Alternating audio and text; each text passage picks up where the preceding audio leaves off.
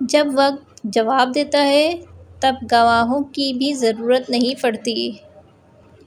کچھ لوگوں کو پتہ ہی نہیں چلتا کہ ان کے کچھ فیصلے فاصلوں کا سبب بن جاتے ہیں۔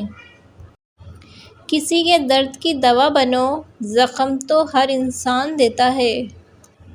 بہت ڈر لگتا ہے مجھے ان لوگوں سے جو باتوں میں مٹھاس اور دل میں زہر رکھتے ہیں۔ عبادت کے لیے فرصت کی نہیں، توفیق کی ضرورت ہوتی ہے۔ انسانیت قضا کر کے لوگ مسلح اٹھائے پھرتے ہیں۔ گرتے ہوئے آنسوں اور ٹوٹے ہوئے دل کی قدر تو بس اللہ ہی جانتا ہے۔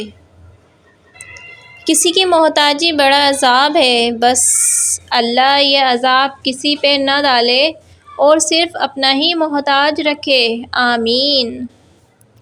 رشتہ کوئی بھی ہو، خوبیوں اور خامیوں سمیت برداشت کر کے نبھایا جاتا ہے۔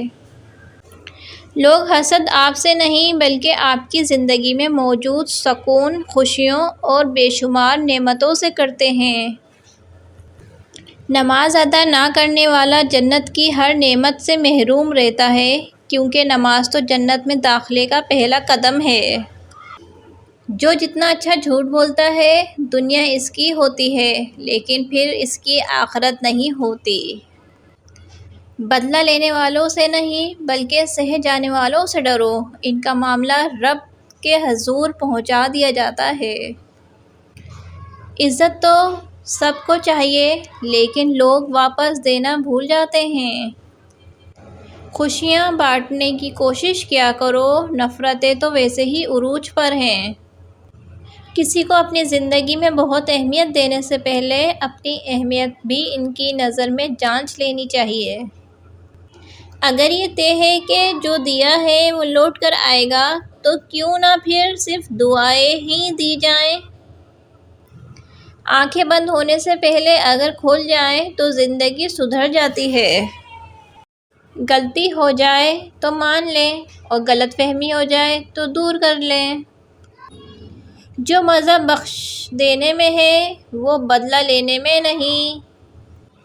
کسی کو دکھ مت پہنچاؤ کیونکہ یہ عمل پلٹ کر آتا ہے۔ تعریف کے محتاج نہیں ہوتے سچے لوگ، پھولوں کو کبھی عطر لگایا نہیں جاتا۔ سب سے خوبصورت اور صاف زبان رویوں کی ہوتی ہے، کچھ کہنا سننا بھی نہیں پڑتا اور ساری بات سمجھ میں آ جاتی ہے۔ ایک دوسرے کے رزق پر نظر مت رکھو کیونکہ اللہ تعالیٰ سے بہتر کوئی تقسیم نہیں کر سکتا۔ الحمدللہ کہا کرو، بے شک قرآن بھی الحمدللہ سے شروع ہوتا ہے۔